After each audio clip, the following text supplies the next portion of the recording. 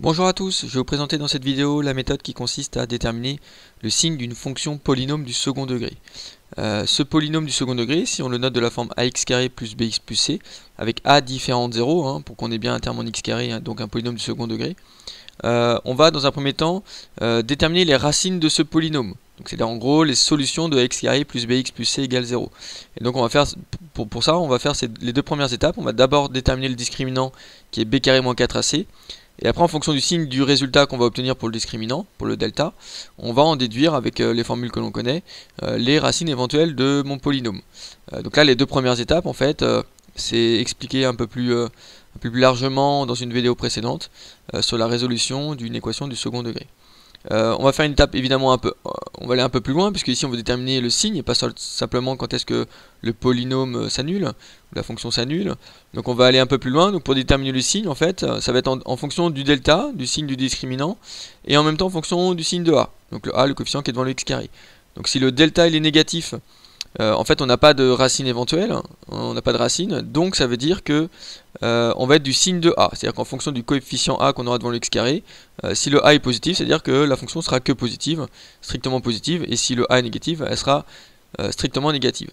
Si le discriminant vaut 0, on aura une racine simplement, qui sera x0 qui est moins b sur 2a, et donc on aura la fonction f qui sera aussi du signe de a, et elle s'annulera simplement pour cette valeur x0. Et quand le discriminant il sera positif, on aura deux valeurs x1 et x2 avec les formules que vous connaissez certainement, qui est moins b moins racine de delta sur 2a et moins b plus racine de delta sur 2a. Donc on va d'abord calculer ces deux racines là, et après on pourra dire que la fonction elle est du signe de a à l'extérieur de ces racines, donc avant x1 et après x2. Si le a est positif, on sera positif à l'extérieur et donc forcément négatif à l'intérieur. Et si le a est négatif, ce sera l'inverse, c'est-à-dire qu'on sera négatif à l'extérieur et positif à l'intérieur. Donc là, on peut apprendre ces tableaux-là, en tout cas s'en souvenir. Ou alors il y a une méthode un peu plus graphique qui permet d'un peu mieux comprendre, et donc je vais faire un peu les deux, c'est-à-dire que je vais faire la méthode calculatoire avec notamment en utilisant les tableaux, et je vais aussi l'expliciter un petit peu, l'illustrer avec les graphiques des fonctions en question, pour mieux comprendre un petit peu le tableau de signes.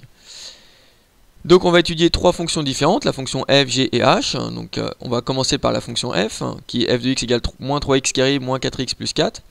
Les premières étapes vont consister à résoudre f de x égale 0, c'est-à-dire trouver les solutions de moins 3x carré moins 4x plus 4 égale 0. Donc on va calculer le discriminant.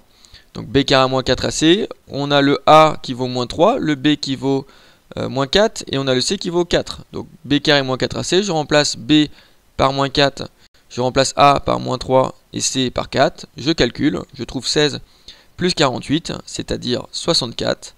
Donc le discriminant il vaut 64, donc il est positif, c'est-à-dire que f elle admet deux racines réelles qu'on va noter x1, x2. Donc par exemple x1 je vais prendre moins b plus racine de delta sur 2a. Je vais remplacer a et b par mes valeurs, donc le b c'est moins 4, le a c'est moins 3, puis mon delta que j'ai calculé par 64.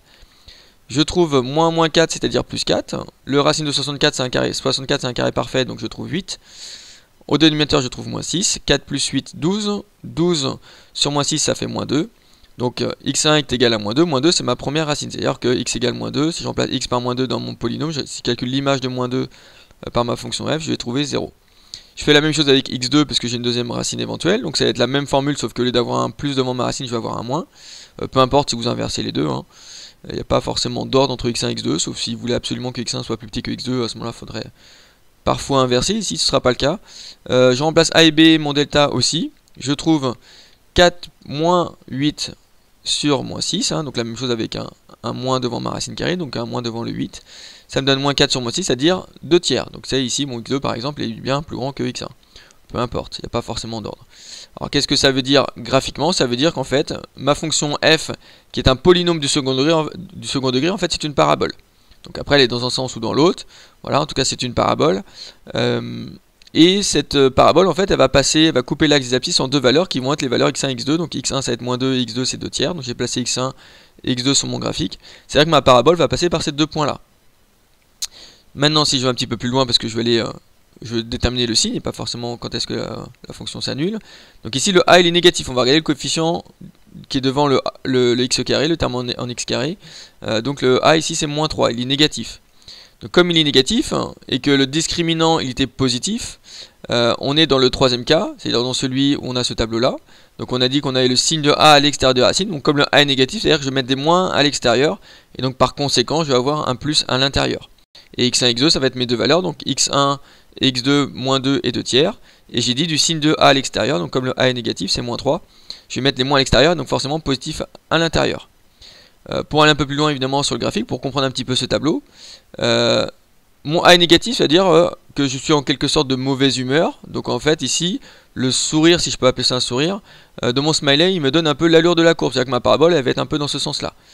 D'accord? Donc ça veut dire qu'en fait j'ai une parabole qui va être dans ce sens-là, et qui passe par x1 et x2 évidemment. D'accord? Et donc quand je regarde ce graphique-là, ça me donne une indication aussi sur le signe de la fonction f. Pourquoi? Parce qu'en fait, si je colorie par exemple tous les points qui sont en dessous de l'axe des abscisses, donc tous les points qui sont en rouge, ça correspond au fait que ma fonction elle est négative. D'accord? Tous les points d'ordonnée, enfin tous les points en rouge ont une ordonnée négative. Donc voilà, si je prends maintenant tous ces points rouges et que je regarde les abscisses de ces points rouges, en fait c'est tous les nombres qui sont entre moins 4 et moins 2, d'accord? Donc enfin moins 4 et moins 2, entre moins l'infini et moins 2, j'ai bien ma fonction f qui est négative, c'est-à-dire j'ai bien des images négatives. Quand je prends n'importe quelle valeur entre 2 tiers et plus l'infini, d'accord, je regarde les points qui sont en rouge qui correspondent à toutes ces abscisses entre 2 tiers et plus l'infini, tous mes points sont en dessous, et donc ça veut dire que mes images, n'importe quelle image entre 2 tiers et plus l'infini, je vais avoir une image négative.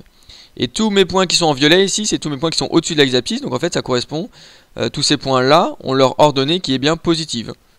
D'accord, donc si je prends n'importe quel nombre entre moins 2 et 2 tiers, quand je calcule son image, je vais trouver forcément un nombre positif.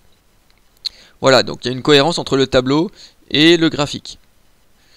Maintenant, je vais passer à la deuxième fonction. G de x égale 3x carré moins 2x plus 1. Je vais, une fois de plus, trouver les racines de ce polynôme-là, les racines de cette fonction-là. Je vais calculer le discriminant. Donc, je remplace A, B et C. A, c'est 3, B, c'est moins 2 et C, c'est 1. Donc, je calcule. Et en l'occurrence, ici, je vais trouver moins 8. Donc comme je trouve moins 8, c'est-à-dire que mon discriminant il est négatif. Et comme il est négatif, ça veut dire quoi? C'est-à-dire que ma fonction g elle n'a pas de racine réelle. D'accord? Ça veut dire quoi? C'est-à-dire que finalement, si je trace la courbe de g, elle ne va pas couper l'axe des abscisses. Donc ici je regarde le coefficient a. Le coefficient a il est positif. Il est plus grand que 0. Donc comme il est positif, je vais avoir le tableau-tine, on va être dans le premier cas, où le discriminant est négatif. Et donc le a est positif, c'est-à-dire que finalement, ma fonction f va être simplement strictement positive, avec aucune valeur pour laquelle la fonction g s'annule. Pour mieux le comprendre graphiquement, donc le a est positif, c'est-à-dire que j'ai un smiley ici avec un sourire, donc ma parabole elle va dans ce sens-là. Sachant qu'il n'y a aucune racine, ça veut dire que ma parabole ne coupe pas du tout l'axe des abscisses. Donc j'ai la fonction g qui ressemble à ce genre de courbe, qui est exactement d'ailleurs cette courbe-là. Donc elle ne coupe pas l'axe des abscisses puisqu'il n'y a pas de racine. Et le a est positif, donc elle est dans ce sens-là, donc on a le signe de la fonction g en fait qui voit bien que la courbe elle est strictement au-dessus de l'axe des abscisses, donc elle est bien toujours strictement positive. Je termine avec ma fonction h, donc toujours pareil, les premières étapes vont consister à résoudre h de x égale 0, je calcule le discriminant, je remplace a, b et c dans mon calcul de discriminant, je trouve 36 moins 36, c'est-à-dire 0, donc mon discriminant il vaut 0, ça veut dire que ma fonction h elle a une seule racine réelle, qu'on va noter x0, avec la formule moins b sur 2a. Donc si je calcule moins b sur 2a, je remplace b et a par mes valeurs. B c'est 6 toujours, et mon a c'est moins 3. Je trouve moins 6 divisé par moins 6, c'est-à-dire 1. Ça veut dire quoi? Ça veut dire que ma parabole, c'est toujours une parabole, hein, c'est une fonction polynôme de second degré, ma parabole va couper l'axe abscisse en une seule valeur, en la valeur 1. Donc c'est-à-dire que x0 il est ici, c'est-à-dire que ma parabole elle va couper l'axe abscisse qu'en un seul point, donc c'est-à-dire en ce point-là. En quelque sorte, ça va être l'abscisse de mon sommet en fait. Comme le a il est négatif, ça veut dire que ma parabole en fait, elle va dans un certain sens. Et donc en fait ici, ma fonction h, on a dit dans le tableau que j'ai remis ici, que j'avais mis précédemment dans la méthode, on a dit que ça s'annule pour la valeur x0 et qu'il se dessine de a sur tout le reste de mon ensemble de définitions. Donc ici comme le a est négatif, c'est-à-dire que ça va être négatif partout, sauf ça va s'annuler pour la valeur x0, c'est-à-dire la valeur 1. Donc je vais bien avoir h qui va être négative, et qui s'annule pour la valeur 1, pour x égale 1. Et donc si je reviens évidemment à l'illustration graphique, le A est négatif, donc mon smiley il est comme ceci, il est négatif donc il est de mauvaise humeur, donc ma parabole va dans ce sens là, et donc ma parabole, ma fonction h ressemble à cette parabole là, hein, c'est exactement celle-ci, avec le sommet ici qui a pour abscisse x0, hein, qui est le sommet qui est exactement sur l'axe abscisse. Donc j'ai ma parabole qui coupe l'axe abscisse en une seule valeur, et qui a comme A négatif, le A qui est le nom que le vent de x carré qui est négatif, donc elle est dans ce sens là. Et on voit bien graphiquement que ça vérifie aussi, ça permet de vérifier mon tableau, c'est-à-dire que ma fonction h elle est bien strictement négative sur tout mon ensemble de définitions, sauf pour la valeur x0, pour laquelle elle s'annule, c'est-à-dire la valeur 1. J'espère que vous avez compris comment déterminer le signe d'une fonction polynomiale du second degré. Merci de m'avoir écouté, à bientôt.